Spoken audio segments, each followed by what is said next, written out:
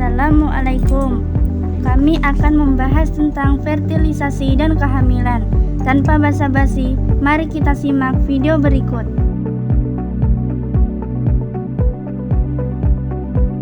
Tahap 1. Masuknya sperma. Nah, bisa kita lihat di sini adalah bagian dari organ reproduksi wanita yang bernama rahim. Pada dasarnya, masuknya sel sperma dari vagina wanita tidak secara otomatis membuahi ovum yang telah dilepas oleh ovarium selama masa ovulasi. Sperma tersebut akan terlebih dahulu melalui proses adaptasi atau yang disebut juga dengan kapasitasi. Proses kapasitasi dimulai dengan peningkatan ion kalsium pada sperma sehingga ekornya bisa bergerak lebih gesit. Ketika jaraknya semakin dekat dengan sel telur, antigen pada permukaan sperma akan menghilang agar sperma dapat mencapai sel telur. Tahap kedua, sel sperma dan sel telur bertemu.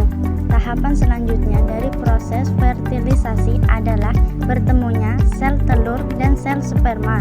Namun, untuk mencapai tahap ini sebenarnya tidaklah mudah. Pasalnya, sel telur mempunyai zona pellucida yang tebal dan berpotensi membuat sperma tidak mampu penetrasi atau memasuki ovum, sehingga pembuahan bisa gagal. Agar bisa bertemu dengan ovum, sperma harus berjalan sepanjang 18 cm dari leher rahim menuju tuba fallopi. Waktu paling cepat yang dibutuhkan sperma untuk mencapai sel telur dalam proses fertilisasi adalah 45 menit. Pasalnya, sperma hanya bisa berenang dengan kecepatan sekitar 2,5 cm per 15 menit.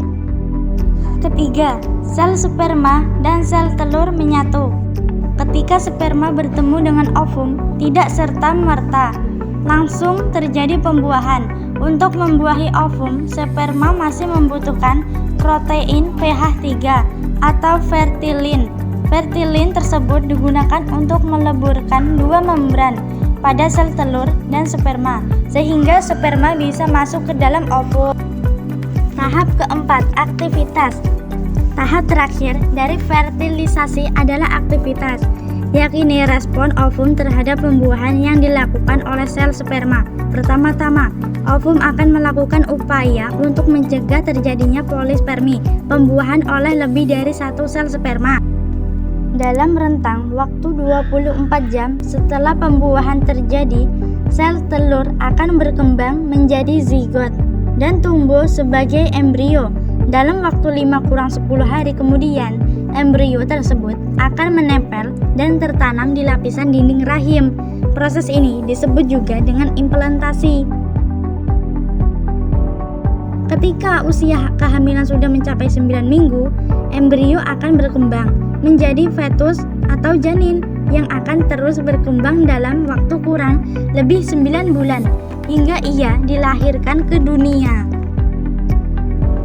Terima kasih sudah mendengarkan penjelasan tentang fertilisasi dan kehamilan.